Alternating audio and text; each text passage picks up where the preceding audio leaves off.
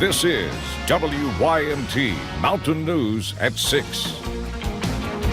We are entering into week 4 of the Black Jewel protests in Harlan County, and they don't plan on leaving anytime soon. WYMT's Madison Pergram was at the tracks and has more.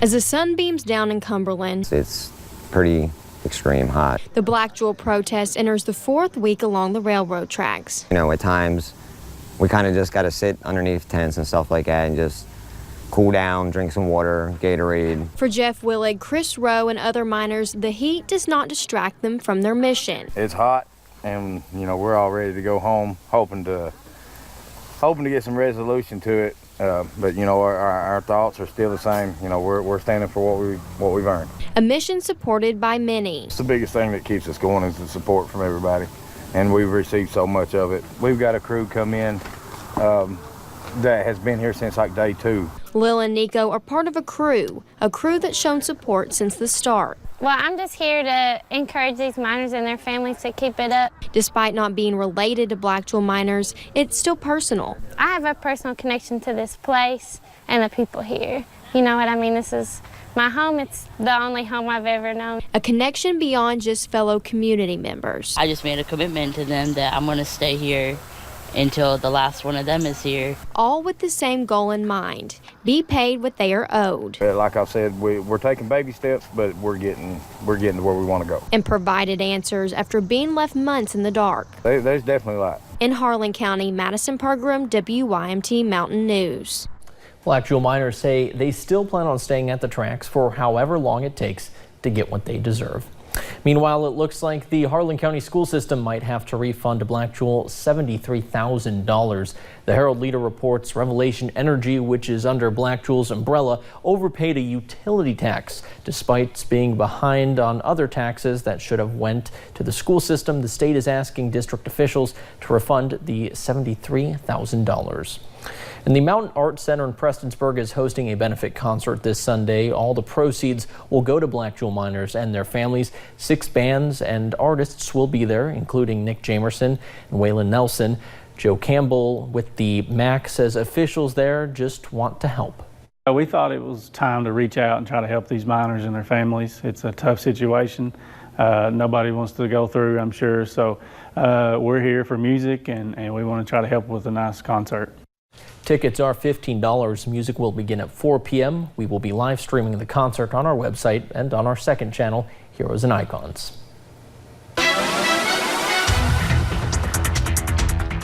It is for sure hot out there, and it's actually officially the hottest day of the year so far. We have tied that record today of 95. Go ahead and check it out. Now, this was recorded in Jackson, so that high of 95, tying that record set back in 2007, nowhere near that average of 84. Even that low of 71 this morning, definitely on the warm side, usually right around those mid-60s. And those temperatures, they're still pretty warm out there. Those low to even mid-90s, still 95 in Hazard.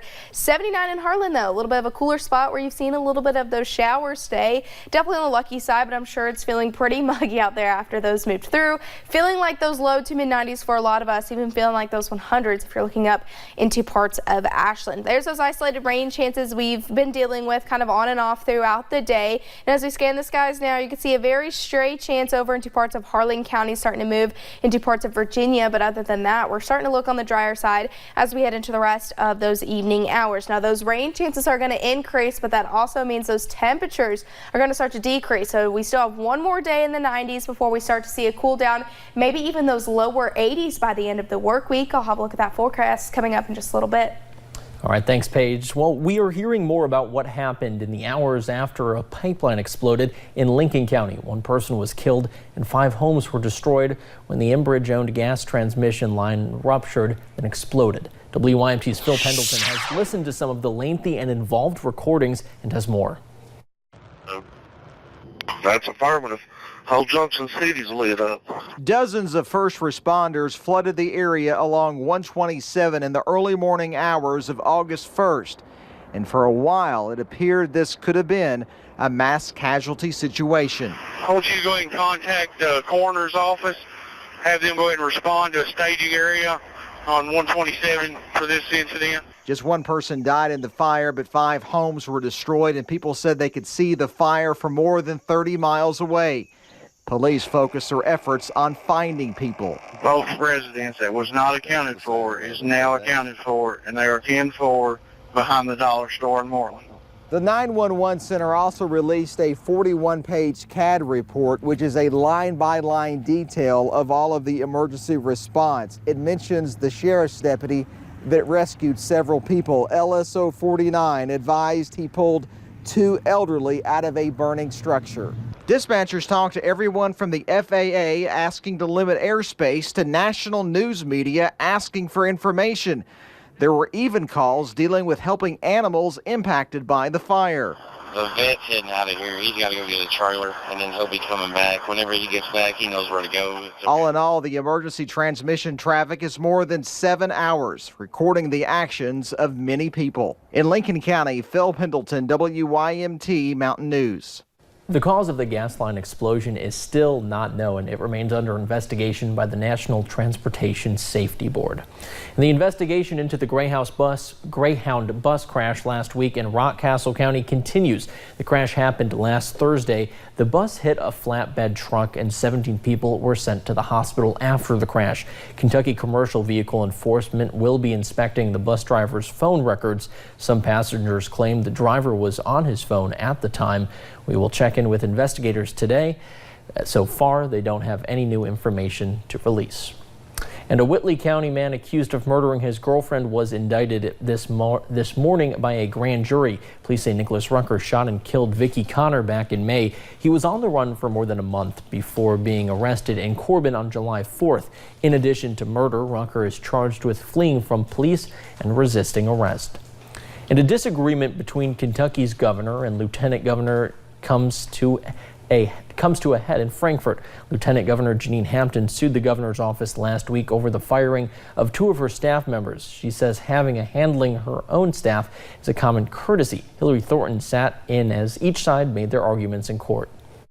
I am a little insulted by all of this. The typically quiet lieutenant governor grabbing headlines with a tweet back in May talking about battling dark forces. Who in their right mind would decide it's a good thing to leave a sitting active lieutenant governor with 1 staffer? It is a role she says she's given her all to. Serving Kentuckians is why she says she agreed to run with Governor Matt Bevin back in 2015. I said, Matt, are you bringing me on to be a ribbon cutter or are you bringing me on to work? And he had the right answer. I'm bringing you on to work. She says that work is being impeded by a lack of staff after the firing of her chief of staff more than 6 months ago and her deputy chief of staff nearly 3 months ago. This is what we would consider a minor disagreement among 2 friends. Well, my friends don't treat me this way. I'll just say that. The judge not making a decision on whether or not to reappoint the staffers in court today, asking both parties to get together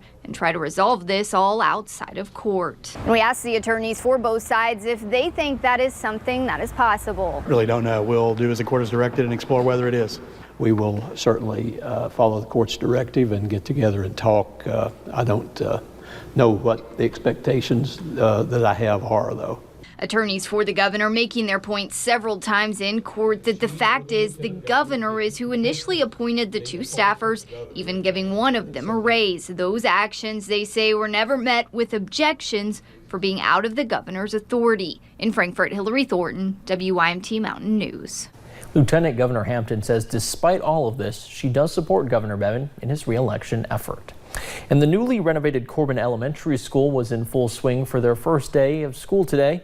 The renovations to the Corbin School's traditional building started around December. Those renovations including fixing a leaky roof, renovations the inside of the school and gym, and closing a roadway by connecting the building with a walkway. That was one of our biggest concerns, was the safety of our old schools, and now we're right there with any school in the state. So we're very excited about that. Webb says the traditional building is the boldest in the school district. And it took a jog and a Facebook post to kick off the drive to change their hometown. Now a number of people are working together to beautify the city of Manchester and Clay County. WYMT's Will Puckett has more. The stroke of this brush is a small example of the work that is going on. There are so many groups that are really doing some positive things, and the problem was no one knows about it. The group Michael Ledford represents is Project Hope Manchester. We are really effective at trying to bring these groups together and get everyone on the same page. That way we're not, tripping all over each other trying to do things. From cleaning up sidewalks to organizing flower beds and painting storefronts, these are steps being taken. I need to pick up a paintbrush. I need to pick up a broom and sweep. I need to work to inspire other people to do the same. Now, that is what Ledford and others are doing, putting talk to action and changing the way their town is perceived. And there are so many positive things going on that we're hoping this group can help get that out and let you know, hey, good things are happening, and you may not have heard about them, but now we want you to hear about them. Passing the word on that Manchester's best days are always in front of them. In Clay County, Will Puckett, WYMT Mountain News. The group is going to present their work and ideas to the City Council tonight. And happening now in Hazard, volunteers from the Hope House host a free meal to raise awareness for the homelessness. It is at the picnic shelter beside City Hall. Hot dogs, chili, chips, and drinks are being served. The Vico Fire Department is donating some of the food. Volunteers say they want to make sure the homeless are able to get a good meal after the closing of the Hope House. We'll have much more on this at 11. And check this out. Work started today at the Food City here in Hazard to put in a Starbucks. The City of Hazard posted this picture on Twitter. We told you about the plans earlier this year. At the time, they expected to open sometime this month. Right now, it's unclear how long that work will take. And football season begins this week, but state officials say the number of students playing football in the Bluegrass is declining. The Kentucky High School Athletics Association says participation at the varsity level is down by about 500 kids from 15 years ago, but it's pre-high school leagues that are really struggling to fill the rosters. KHSAA Commissioner Julian Tackett says that doesn't bode well for the future. We've got to make sure that football remains a viable alternative. I'd hate to think of the interscholastic community without Friday night lights. And tonight at 11, Lee K. Howard looks at the reason some of the decline is happening. He also explores how the trend could impact other high school sports. And it's been a little bit drier here for the month of August, but as we head into the new work week, that number can change. I'll have those details coming up in a little bit. But first, we will show you how a group in Manchester is taking charge of the change they want to see in the city. When you see new